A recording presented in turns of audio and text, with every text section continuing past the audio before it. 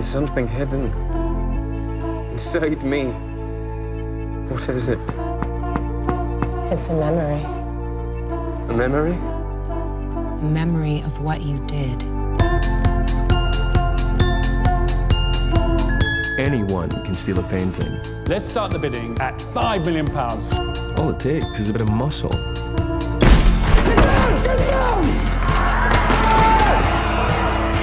But no piece of art is worth a human life. Stop right there.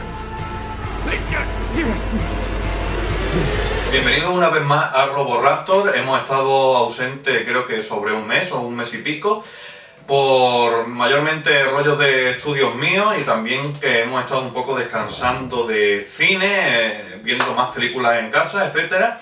Entonces ahora volvemos a hablar con Trans y Man of Steel. Primero vamos a tratar Trans y poco después de este vídeo pues llegará el de Man of Steel, que sé que la mayoría lo estáis esperando con muchas ganas, pero bueno, vamos a ir por el orden que hemos visto las películas. Entonces, Trans, dirigida por Danny Boyle, posiblemente uno de los directores del panorama actual más versátiles, que lo ha demostrado a lo largo de todo el año y que ha tocado todo tipo de género.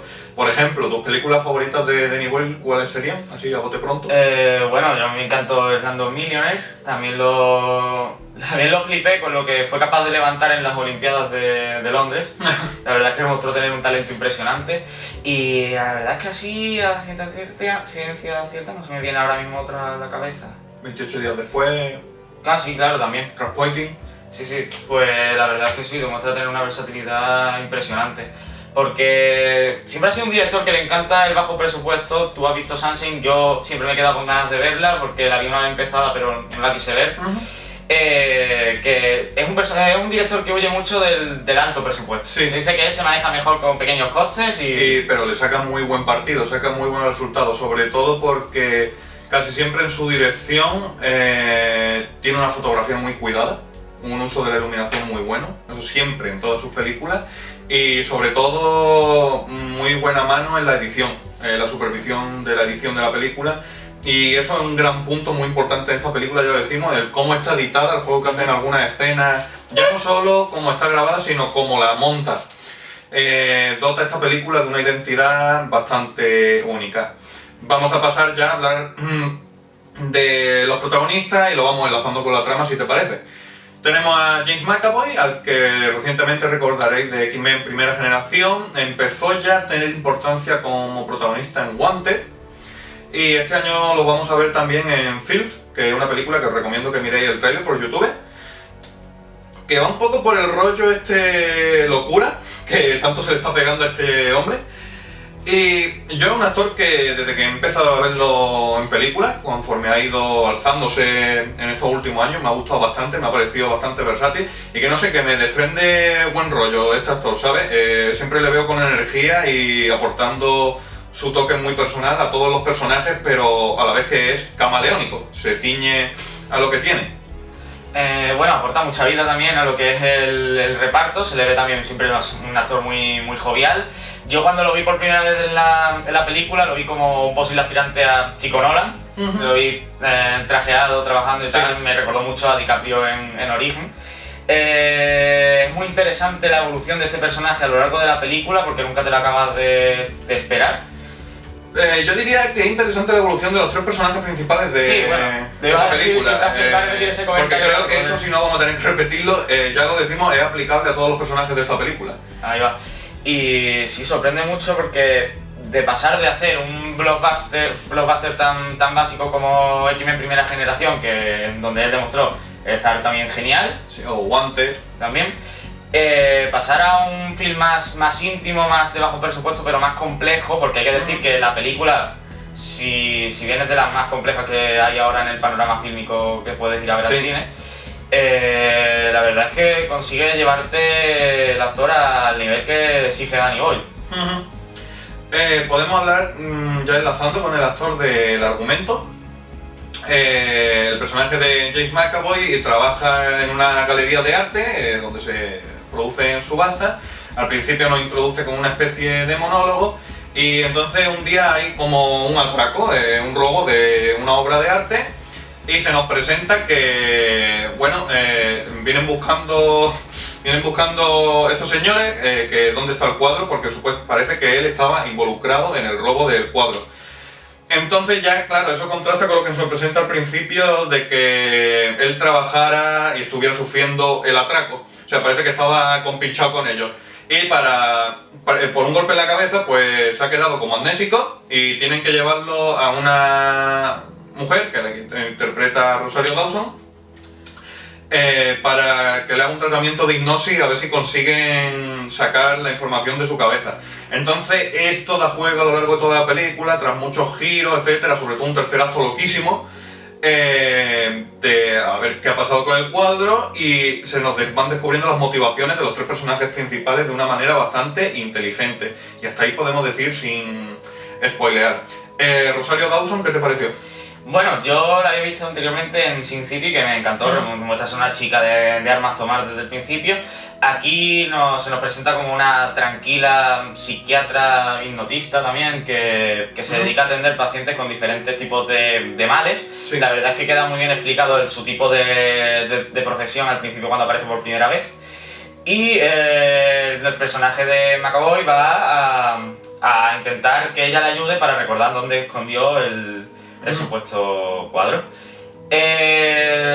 A partir de aquí, al igual que hemos dicho antes, el personaje de ella acaba evolucionando de una forma también muy interesante, porque llega un momento en que no sabes por dónde te puede llegar a salir. Sí, podemos decir quizás que es el nexo de la película. Lo demás gira un poco alrededor de ella y ella un poco como la que va manejando los hilos. Es más, dura poco como un personaje tal como se nos presenta. Pronto ya empieza a avanzar y se nos muestra que es una chica de armas tomar, pese a la serenidad que mantiene durante casi toda la película. Y pues mucho mejor de lo que esperaba de esta actriz, porque no sé, siempre que la he visto en muchas películas la he visto bien, pero aquí demostrando una gran profesionalidad y un gran saber de en qué tipo de película está, y le añade bastante peso al papel. La verdad que me lo vendió muy bien y quizás sea para mí la sorpresa de la película. Sí, porque bueno, hay que decir que la película tiene también sus escenas de desnudo total y tal, entre los tres personajes principales, que además demuestra eso, una gran profesionalidad. Sí. Tiene escenas también muy duras de tortura, etcétera. Y eso demuestra la versatilidad de estos tres actores. Y ahora creo que podríamos empezar a introducir uno de quizá mis favoritos, que es Vincent Cassel. Sí. Actor francés que yo ya lo había visto antes en Los días de color púrpura e Irreversible. Es un actor que a mí siempre me ha gustado mucho. También lo vi en El pacto de los lobos. Y es un actor que físicamente llama mucho la atención, tiene mucha presencia en pantalla. Sí. Su personaje es muy dominante. Llama mucho la atención como tiene un cierto tono macarra, pero a su vez lo tiene todo muy calculado. A mí me desprendió desde el principio de la película como clase. Tío, o sea, tener presencia. Yo no era tan familiar con él como tú, pero sí que me sonaba, y posiblemente de muchas de esas películas. Lo que pasa es que como ya tenía la memoria un poco difusa, hacía tiempo que no le veía, pues no la acababa de ubicar. Pero conforme avanza la película, cada vez te van vendiendo más al personaje y al actor, y para el final pues acaba siendo un personaje tan pleno, tan importante como los otros dos de los que hemos hablado, que son de los tres que podemos hablar en esta película, porque realmente es una película muy focalizada en estos tres personajes. Y después tenemos a varios en plan matones ahí secundarios, sí, pero que los personajes de los que merece la pena hablar son estos tres. Y no es que sean simplemente secundarios acartonados, sino que son secundarios simplemente para potenciar lo que es el liderazgo del personaje de Cassel. También quería decir que es difícil hablar de esta película sin intentar dar spoiler, porque también para hablar del desarrollo de estos personajes tan complejos sería necesario llegar a tocar ciertos temas que llevan a spoiler. Pero bueno, como no queremos arruinar la película, tampoco creemos muy necesario hacer sección de spoiler. No creemos que sea necesario. Es una película que ya los que la hayáis visto, pues más o menos con lo que veáis de nuestra valoración está bien, de la que tampoco hay que sacar demasiadas migas, más la interpretación que tenga cada uno de ellas, y los que no la hayáis visto, pues que vayáis sabiendo lo menos posible. Lo que sí hay que tener claro es que tanto unos personajes como otros nunca te acaban de cerrar del todo el cómo son realmente. Siempre hay algún giro, sorpresa, hay muchísimo. La película está totalmente plagada de giros y al final pues hay una resolución que con estos tres personajes lo acaba flipando entre ellos. No piece of art is worth a human life.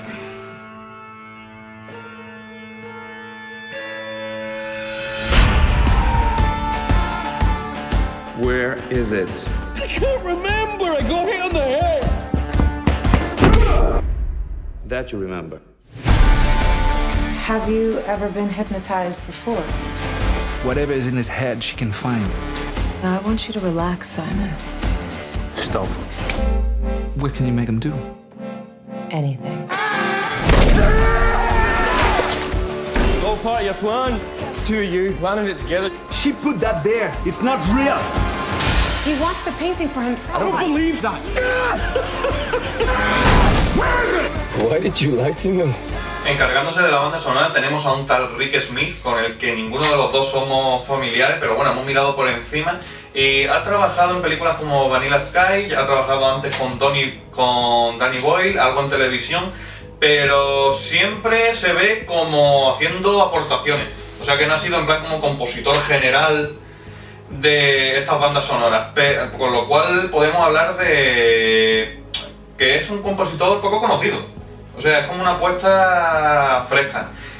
Y en la banda sonora está acreditado él como compositor principal, pero con la colaboración de muchos artistas. Entonces podríamos decir que la banda sonora es un popurrí, tanto el uso de canciones originales que hay, como el de temas musicales de la película en sí. Cabe decir también que la banda sonora quizás sea uno de los puntos más fuertes de la película. Yo sé, esta es una película que sufre muchos cambios, es muy interesante porque comienza siendo, bueno, es el más puro estilo neo-noir, muy tranquila al inicio y luego cada vez se acaba volviendo más oscura, más vertiginosa y demuestra que los personajes tienen un gran interior oscuro.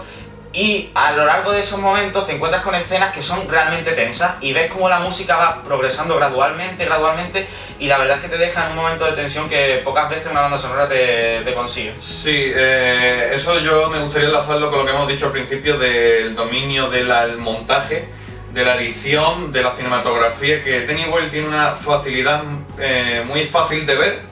O sea, con otros quizás dicen, no acabo de verlo, pero con Danny Boyle, cuando estamos hablando de esto, tú ves las películas de Danny Boyle y tras ver 3 o 4, ves que le resulta muy fácil unirlo todo audiovisualmente para que sea un uno bastante sólido. Y el uso de la banda sonora, pues sumado a ese montaje, de puta madre, tanto en estilo como en ejecución, como ser muy consciente de en qué momento hay que utilizar tal y en qué otros momentos hay que utilizar otro cual. No pasa desapercibido en ningún momento. No pasa desapercibida, buen uso de las canciones originales y poco más podemos comentar de ellas. Valorarlo vosotros mismos y nos lo dejáis en los comentarios. Con esto podemos entrar en conclusiones o los problemas que pueda haber tenido con el guión o lo que sea, etc. Bueno, yo le pondría a la película un recomendable alto.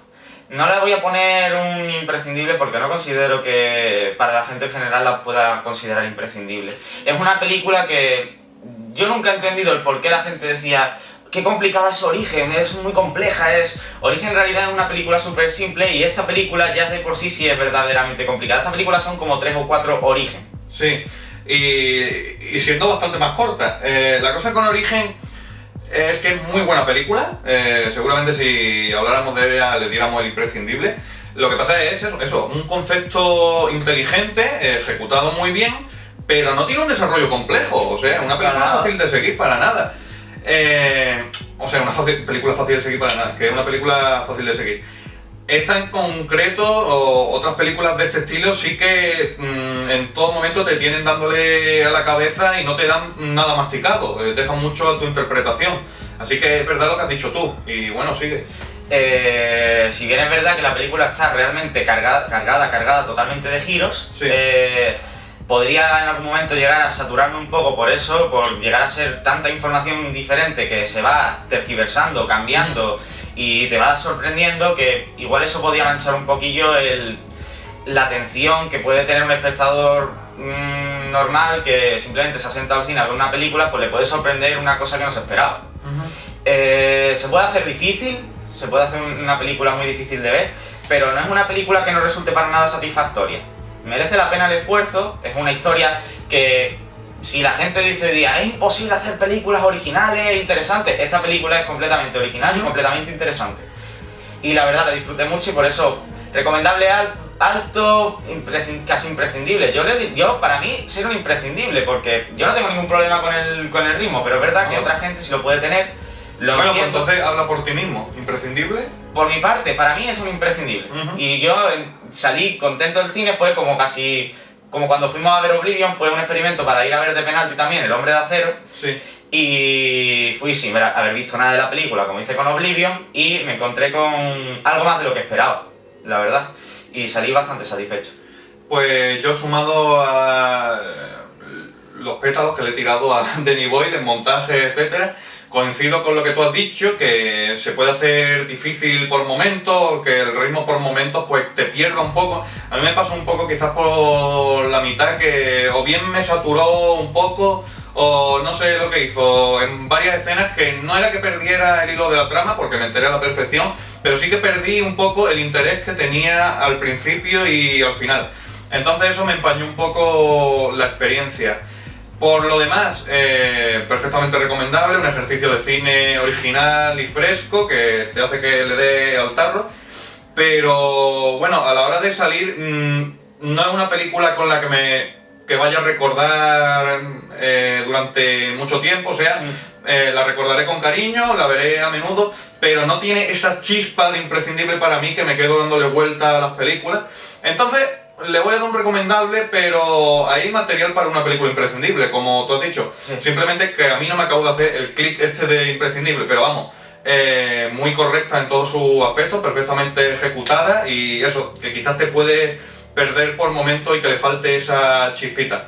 Pero yo recomiendo bastante que vayáis a verla porque puede ser como Dredd, una de las tapadas del año pasado. O sea, siendo un tipo de película muy distinto, es de estas películas que va a pasar sin gloria ni pena por la taquilla, y es una pena porque es algo realmente especial, lo que merece la pena ver en medio de tanto blockbuster o películas dramáticas que realmente no rompe con nada nuevo. Yo he leído varias críticas de gente que tampoco la pone como... La ponen decente, pero no la levantan tampoco mucho, y yo... La verdad es que no he tenido ningún problema con esta película. Yo... Te digo, yo ya te lo dije, esta película si hubiera tenido un poco más de marketing, tú verás cómo se hubieran inflado esas reviews, porque los elementos están ahí, no hay nada realmente que no funcione. Y además es que al final no cumplen, no hay ningún tópico, todos los tópicos se rompen y al final el final es totalmente inesperado. Tópicos no tiene ninguno, vamos. O sea, una película inesperada de principio a fin. Así que, bueno, lo de siempre, darle a like, comentar, suscribiros, y sé que tenéis muchas ganas. En breve, crítica de El Hombre de Acero. Her memory is locked in a cage. And with enough force, the lock can be broken. Elizabeth, I have something to tell you. You ready?